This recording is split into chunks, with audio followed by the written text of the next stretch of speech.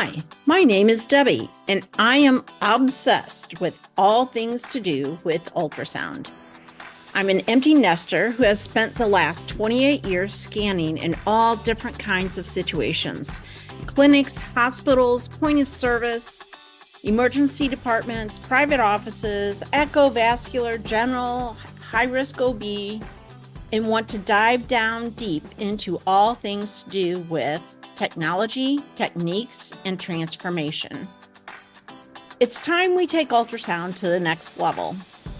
Think of this like your little power boost on your commute to all things ultrasound, along your way to the thing that we call work.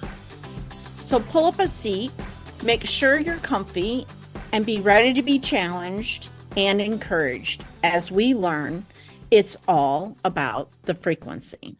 Hello, and welcome back to the podcast. It's all about the frequency. I'm Debbie, and we're going to talk today about the gift we forget, giving to ourselves first this Christmas. As this episode releases, we're deep into the Christmas season. The lights are up, the music is playing, the conversations are all about giving, what we're buying, what we're doing, who we're showing up for.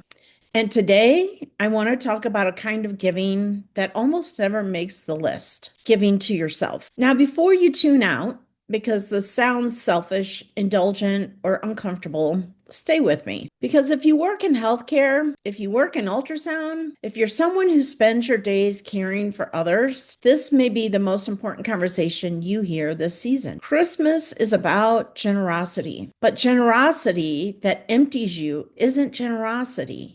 It's depletion. And this episode is about reclaiming the truth that giving to yourself first is not selfish. It is necessary. We live in a culture that celebrates self-sacrifice, especially in the hospital setting. Oh, I can go without lunch. Oh, I can stay late. Oh, I can do. We praise the long shifts. We praise the extra call. We praise the person who never sits down, never complains, never says no. And Christmas amplifies that pressure. More parties, more expectations, more emotional labor, more family. More, just one more thing. In ultrasound, we're used to holding space for others. We're present in moments of fear, joy, grief, and uncertainty, often all in the same day. And somewhere along the way, many of us learn that being good at what we do means exhausted. That if we're tired, sore, overwhelmed, or burned out, that must mean we're doing it right. But here's the truth. We don't say out loud, you can't give endlessly without paying a price. And the price is often your health, your joy, your patience, and your sense of self. So why does giving to yourself first feel so wrong? So for many of us, the idea of giving to ourselves first brings up guilt. We tell ourselves, I should be grateful. Others have it worse. I can rest later. This isn't the time. We've been conditioned to believe that rest is earned, not required, that boundaries are selfish,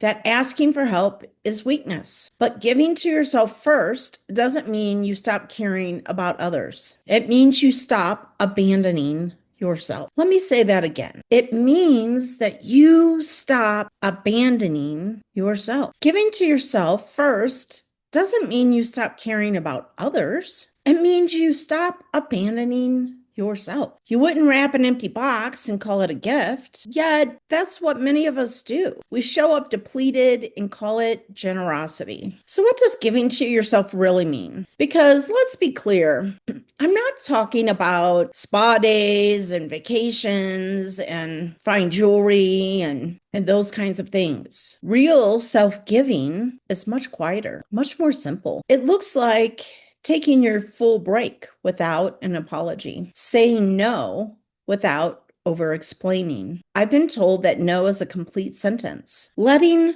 good enough be good enough. Protecting your body when it's tired. Listening when your nervous system says it needs rest. In ultrasound, this might look like advocating for safer schedules, acknowledging physical strain instead of pushing through the pain, setting emotional boundaries while still offering compassion. When you give to yourself first, what you give to others becomes cleaner, less resentful, more present, and more sustainable. You don't lose your compassion, you refine it.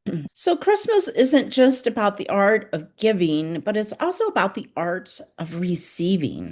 And sometimes this can be a bit challenging for those of us in the medical field. The Christmas story begins with receiving hope, light, peace, and renewal in the middle of darkness. Somehow, we've turned the season into a test of endurance instead of a time of restoration. But what if this Christmas you allowed yourself to receive rest, to receive grace, to receive the truth that you are already enough, to receive the truth that you were already enough. So ask yourself this: what do I actually need right now? What am I pretending I don't need? What would it look like to treat myself with the same care I offer others? So today, I want to offer you a simple invitation, just one. Choose one gift that you're going to give to yourself. Not 10, not 20, not a complete life overhaul, just one simple gift. Maybe it's rest. Maybe it's a bubble bath. Maybe it's a boundary. Maybe it's asking for help. Maybe it's letting go of something that drains you. And ask yourself this question: if I gave myself what I truly needed, who would I become for others? So, in closing, giving to yourself first doesn't make you less generous. It makes your giving honest. It makes it sustainable, and it makes it rooted in truth instead of obligation. The world doesn't need burnout caregivers. It needs whole ones. So this Christmas, may you give freely, but may you also receive deeply, including from yourself. Thank you for being here. And if this episode resonates with you, share it with someone who gives a lot and rest very little. Maybe one of your coworkers. You are allowed to be one of the people you care for. Happy holidays to you all. A Merry Christmas. I will see you next week. Thank you for tuning in to It's All About the Frequency podcast. I hope you enjoyed today's episode. Share it with a friend, and remember to keep your frequency high.